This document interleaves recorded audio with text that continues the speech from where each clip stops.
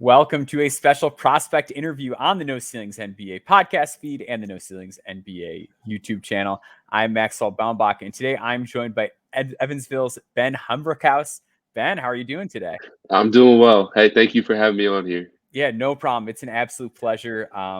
You were a guy that's kind of been on my radar for a little while here. You had a really hot start to the college season and caught my eye early on in the year just because of that. And not to be, rude or anything, but a lot of times the guy has a hot start and you just kind of keep tabs on him. You're like, is this guy going to sustain this kind of production? And you've done that. So I've been one of my favorite under the radar players and sleepers. Ben Humrichous from Evansville is definitely a guy you want to have on your radar. So Ben, the first thing I always like to ask players is, what is the thing that got you into basketball growing up? Growing up, originally, I just liked playing sports. My mom and dad said that whenever it just came with like whether it was basketball, baseball, football, whatever, I enjoyed it and I loved doing it and I did it with everything I had. So eventually, I was actually always a baseball kid, and when I got into high school, I was just 6'7", 6'8", and I'd always loved basketball, but that's when I started to really sprout and really love the game and chase it. For sure. And you are kind of like one of those out of nowhere guys where prior to this year, it didn't seem like, at least I didn't know anyone that was like really on top of your game or anything like that. You spent some time at Huntington prior to your time at Evansville, so not a Division I basketball program. What was your prep career like? And then what was your recruitment like coming out of high school that kind of led you there instead of like going straight to a D1? Yeah. So out of high school, I only played one summer of AAU, and that was right before my senior year. And that was, a good experience for me, but I just didn't have any really true recruitment. And then right before my senior year, I went and played in the senior showcase with Prep Hoops. And that was my first time really playing in front of any coaches. I had met Huntington that day, their coaching staff and Bethel and such. So not really highly recruited out. I had 3 NAIA offers, and then I had an offer at Incarnate Word in San Antonio. Yep. And so when it kind of came down to just, Huntington was an hour and 10 from my home. It was close to home. There was a great opportunity there. They had just hired a new staff, and Coach Corey Alford and his people, and they were just people I trusted. It was a great opportunity. And so, they had everything I wanted, and I got to go to school for free and play basketball. So can't beat that. Hard to complain about that. So, so you mentioned like only playing one summer of AAU. So were you like, I don't want to say like a late bloomer as far as like your basketball production? Was it like a small town situation where you just weren't getting a lot of eyes on you? Like, how did that sort of like snowball? Yeah, so I always wanted to play AAU just because I had a bunch of friends that did, but as I mentioned, I was a baseball kid, That's and during right. the summers, yeah. I'm one of 6 kids, and so my parents' rule was that we could only play one at a time, and they didn't want me to run around with basketball and baseball, just because of time stuff. And so when it came down to it, I just kept chasing baseball until I guess obviously the summer before my senior year, and that's when I dove into AAU. And being one of that many siblings, like where do you kind of fall in the pecking order age wise? Like, are you toward the middle, top, bottom, or? I'm the second. I have an older sister and 4 little brothers. Man, that's a lot. Do you feel like that shaped, I don't know, like you as a basketball player in any way, or at least your approach to the game or life or anything like that? Yeah, I think that's a lot of where my competitive drive came from. There's no one you really want to beat more than just your little brother. I think that was also where I found the love just to play sports, whether it was wiffle ball in the backyard, basketball, or just throwing the football around. I think it was just the sports like that were just always doing something you love, and that's where it was really the most fun. So for sure. So you have 3 successful kind of seasons at Huntington, and we're going to touch on that a little bit later. But just to kind of bring people up to speed to where you are currently, you transferred into Evansville this past off season. When you made that decision, you decided that you were going to look at transferring up. What was it about Evansville that kind of sold you and made you want to go there? Yeah. So right out of the portal, for most people that understand the portal, it's pretty crazy. I had played Evansville in an exhibition game with Huntington, And so I had already kind of played in front of him, but I had some connections to Coach Snow through my Huntington staff. I had some connections with Coach Wilson. And so in the transfer portal, it really came down to where could I find people that I trusted. Yeah. And early on, I found in the coaching staff that there was a bunch of people that I really could trust. They showed really good interest in me, and they were great through the whole process. And when it came down to, like, when I went on my visit, it came down to finding, like, I hung out with a group of guys that returned, and they were just, I mean, really a great family. There was a great culture behind the people that returned. And so, I mean, it was honestly an easy decision. When I came home, I was on the drive home with my mom and my dad for my visit, and my mom looked at me and she's like, why haven't we committed already? And so it was, after I'd gone on my visit, it was a fairly easy decision. So for sure, that's your tier. I think that's something that's important for players out there listening to consider too. Is I had a conversation with Spencer Jones at Stanford, who elected to return to Stanford for his grad year, and something that he mentioned was that for him it was fear of kind of what you talked about, like having a coaching staff that you trust and knowing, hey, like at Stanford, I know these guys, I trust these guys. So when you are looking to switch programs, like having those coaching connections and knowing that you're going into a trusting environment, you can believe in the coaching staff and they're going to believe in you. It's really important. So I commend you for taking that into account. And obviously it's paid off for everybody. Looking into your stats during your time at Huntington, it looked like it was sort of a steady progression in a sense. Like you're just a little bit better every year. So just like from the outside looking in, is someone who studies the smaller conferences and things like that a lot. Generally, when guys transfer up, they don't get better; they get worse. Your numbers have continued to improve at a Division I program after transferring up, which is very uncommon. Mhm. What do you attribute that to? It seems like every year your role has just been a little bit bigger. You've been a little bit more efficient. How has that happened? Yeah. I attribute it to two things. The first one would probably just be overall confidence. I think that my Huntington years were great because I mean, I grew a ton, not just as a Mhm. basketball player, but as a person.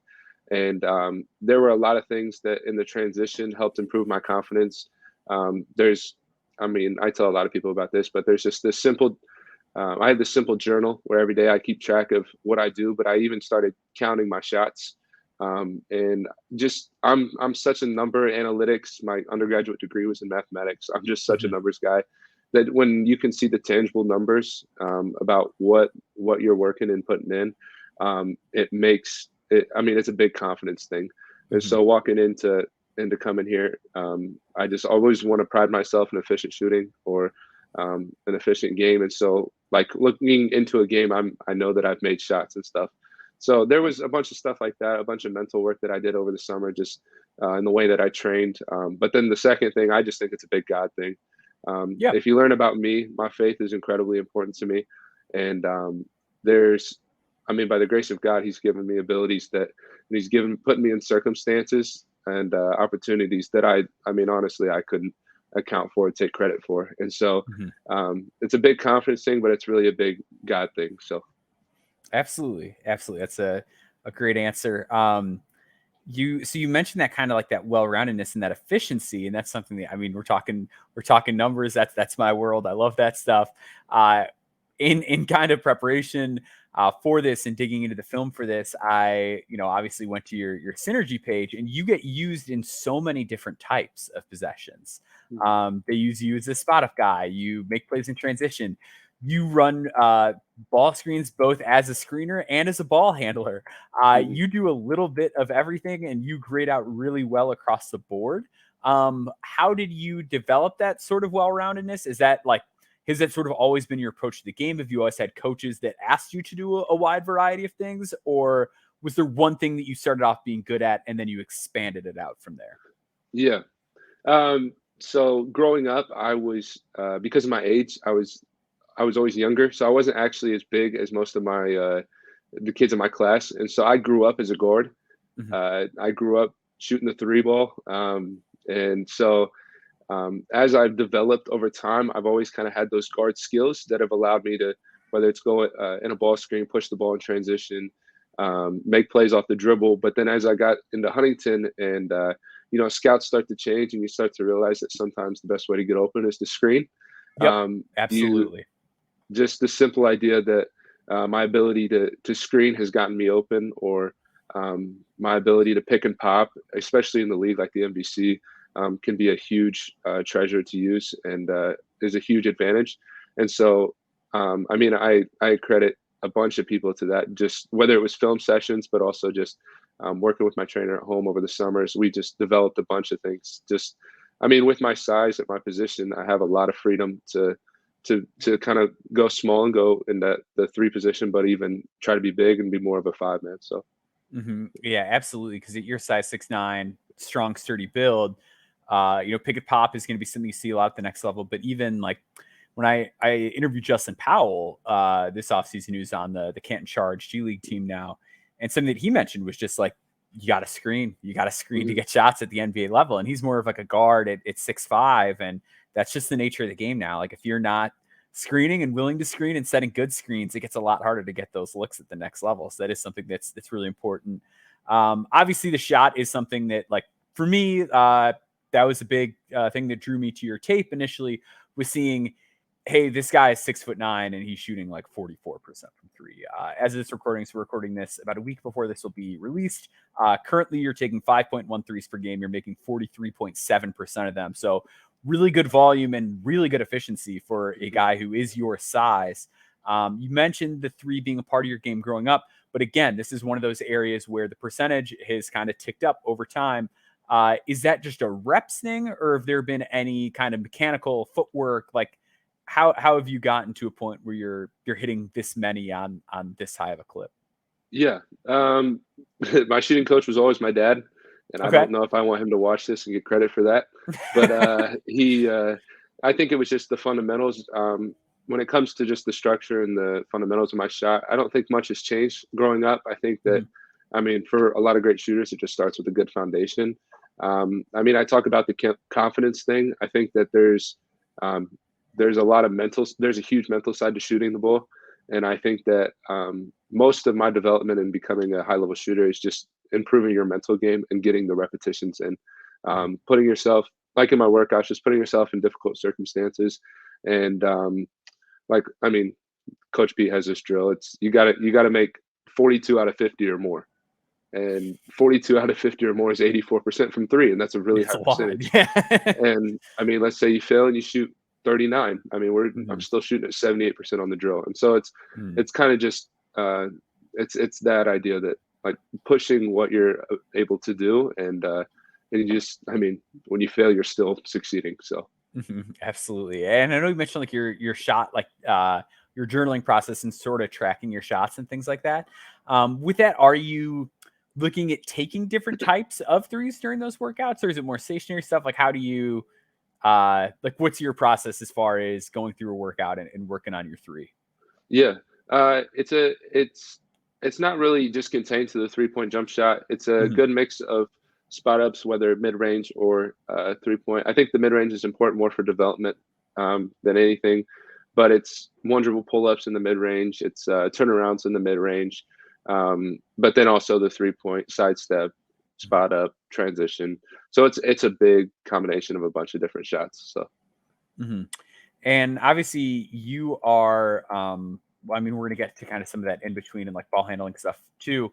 But you're a really efficient finisher as well. You're a guy who can kind of get up above the rim too, which is good. You got some good bounce to you. How important is your shooting from that standpoint? And how do you kind of decide when you get the ball on the perimeter, like, hey, here's a good time to pump fake it and drive in, versus here's one that I'm just going to let fly?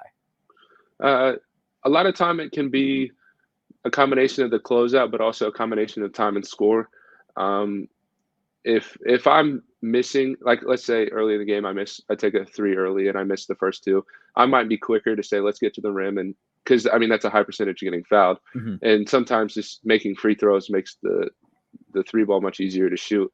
And so I think it's a combination of time and score, but even just how I'm shooting, how I'm doing. And I mean, if we just seeing the ball go in a game can help be a big confidence booster for taking the next big three. Absolutely. And you are also, I know you mentioned kind of growing up as a guard a little bit more.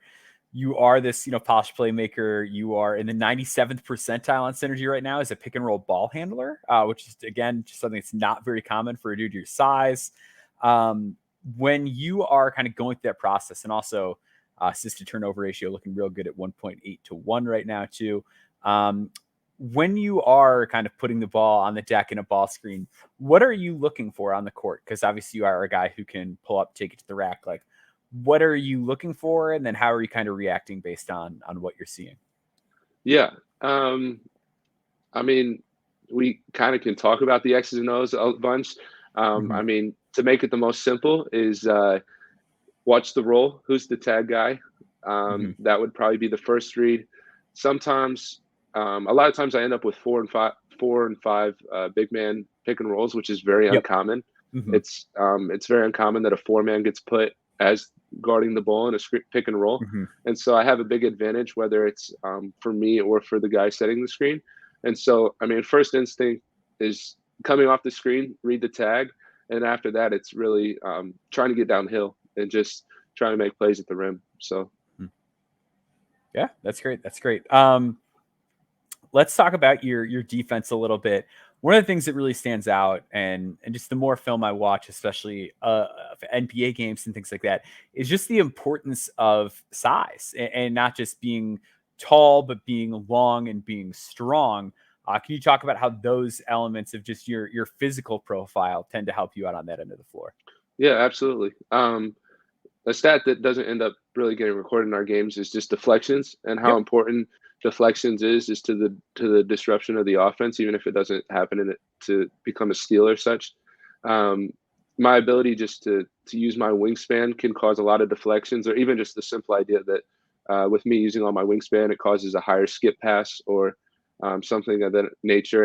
And ultimately, I might, if I'm on ball defender, I might not end up with a block, but just the ability to wall up. My height and my wingspan allows me to just contest shots to the best ability. And then, I mean, just me being a 4-man or whatever, I'm still developing my ability to guard on ball, which is at the NBA level a huge skill that people are looking for.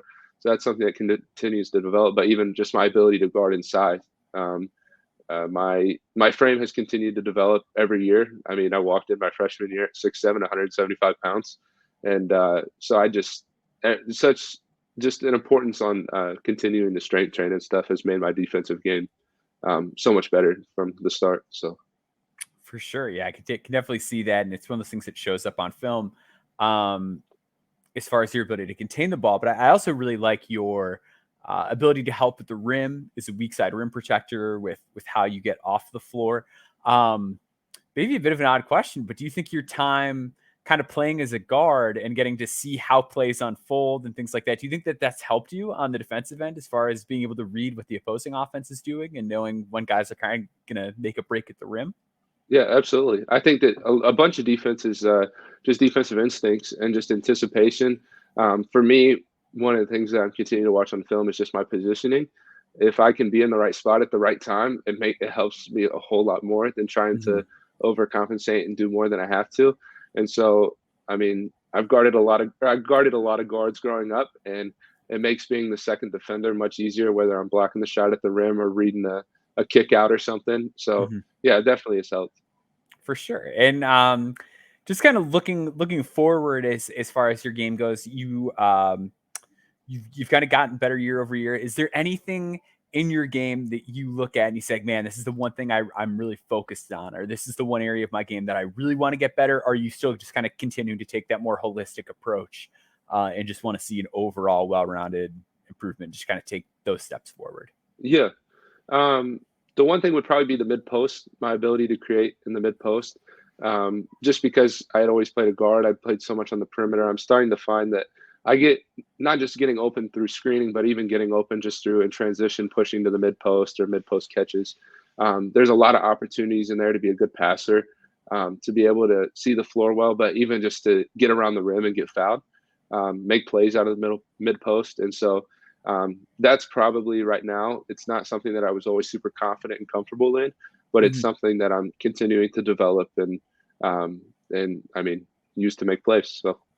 Yeah, absolutely. And One thing I always like to kind of just ask guys, I think it's a good way for people to kind of get to know you. I know you mentioned, mathematics and things like that earlier. Whenever basketball is all said and done, whenever you retire after a pro career, whatever, what do you want to do after that? I say data analytics. I Yeah. love basketball analytics. Mhm. Just I have such a mind for it. My Huntington coach, Coach Corey Alford, our system was ran so heavy on the analytics. That's something that's super interesting to me. Just even as the game develops and as that field grows, that Mhm. would probably. I mean, I want to stay in basketball because I'm a little kid still. But Yeah, absolutely. even when I get older, I want to stay in basketball because I'm still a little kid. So Mhm. that just loves the game, and so probably something like that. That's great. Love that. And this obviously the same boat as you, that basketball dream. So, where can people find you if they want to kind of follow along on your journey here? Uh, like social media and stuff. Yeah, yeah. Yeah. I have an Instagram page. I don't know if it's possible. You just tag me or something. I'm on Sure, Instagram, absolutely. Yep. Twitter. I have a fairly lame TikTok that I'm still on. Uh, yeah, and then something that's growing is my Facebook. I'm starting to get old, Nice. and so I'm starting to add my Facebook a little bit. There we go. Love that. Well, I appreciate you joining us here. Make sure you're giving Ben a follow. An absolute pleasure to have you on the show here. So make sure you're following him on all social media platforms. Make sure you're following us at No Ceilings NBA on all platforms. And make sure you're following me at Boundboards. Until next time, thank you for joining us.